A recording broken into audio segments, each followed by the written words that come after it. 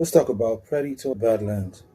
So when I first watched this movie, I felt if this was any other kind of movie, it would have been quite a fun ride. But can we call this a Predator movie? I really doubt. Let's have a look. This movie opens with a predator wearing a mask and another predator without his mask in daylight. This automatically eliminates the fear that is known with the predator. Even when we see the elder predator, he walks with his white dreads in broad daylight. So Predator Badlands focuses on a runt predator who has to leave his planet, Yaoja Prime, and go to another, even more violent planet called Genna. In Genna, everything wants to kill you and eat your eyes for jujubes. So, he goes to Genna, fighting for his life because he's on a quest to kill an unkillable monster, one that even the elder predator fears.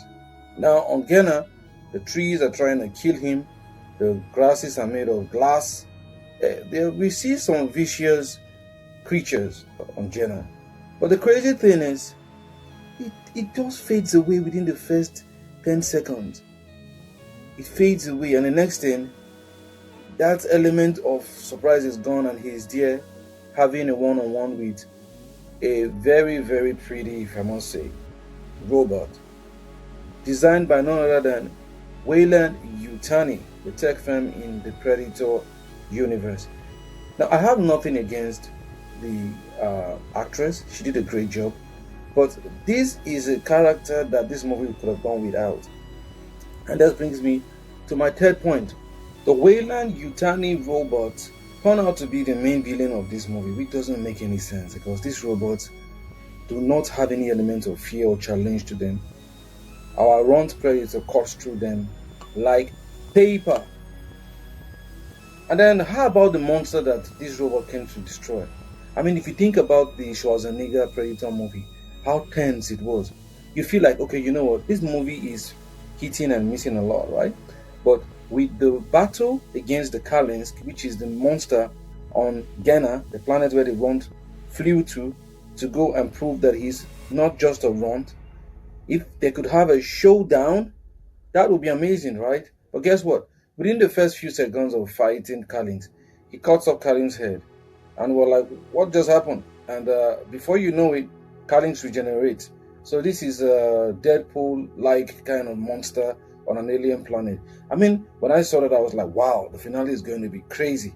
But guess what? It brings me to the next point. The Kalinsk is not dangerous per se. It's not evil. It's just trying to find its child. Yes, it's just trying to find its child. This movie really misses what Predator is about. And what happens? The moment our runt discovers that the Kalinsk is only looking for his child, it feels sympathy or empathy for the Kalinsk, and they begin to work together to get the child. And because the Wayland Yutani Corporation wanted to understand the regenerative capabilities of the Kalinsk, so they've now taken the child, which we see earlier on in the movie, that has like literally the same face. Even if you were sleeping through this movie, you would that element of surprise was already off. You would know that, oh, that creature they saw earlier was the child of the Kalinsk. It doesn't connect. This is just turning out to be a sci-fi drama, not a sci-fi action thriller that we know the Predator to be. And my final point is, this is not a Predator movie, if you want to be honest. It's a movie where the Predator is not the scariest monster. It's a movie where the scariest monster isn't scary.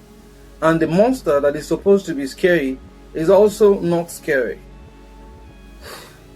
That's a lot. So the run goes back to Yaoja Prime and defeats his elder predator of a father, which his brother, who was more skilled than him, could not defeat. And you ask yourself, what did he experience on Genna to be able to do this? Nothing. There was really no character growth before the Kalinsk, and then he met a Wayland Yutani robot. His skills couldn't have gotten to the level where he could defeat an elder predator. This doesn't make any sense. And when he defeats The elder predator, a ship arrives on Yaoja Prime, and he tells the tiny robot and the baby Carlings that that is his mother who has just arrived. Are we supposed to know who this mother is? If you're not a deep fan of the Predator comics, you have no idea what is referring to. That was just a terrible ending. And I just want to say this, right? That if you want to make a great Predator movie, all you have to do is look at the 1987 one, the one with Schwarzenegger, and follow the vibe that movie had. That was what made The Predator a cinematic masterpiece. Not all of this. We probably don't need the kind of origin story that the studio is thinking we need here. We don't. Subscribe, like, comment, because I will be bringing videos like this for all sorts of movies this year, and we're going to have a ride. We are on a campaign to wake Hollywood up. If you share the opinion that movies are getting increasingly terrible, then this is the channel for you, because we are going to review so many movies and we're going to point out how this movie could have been better and what they are missing.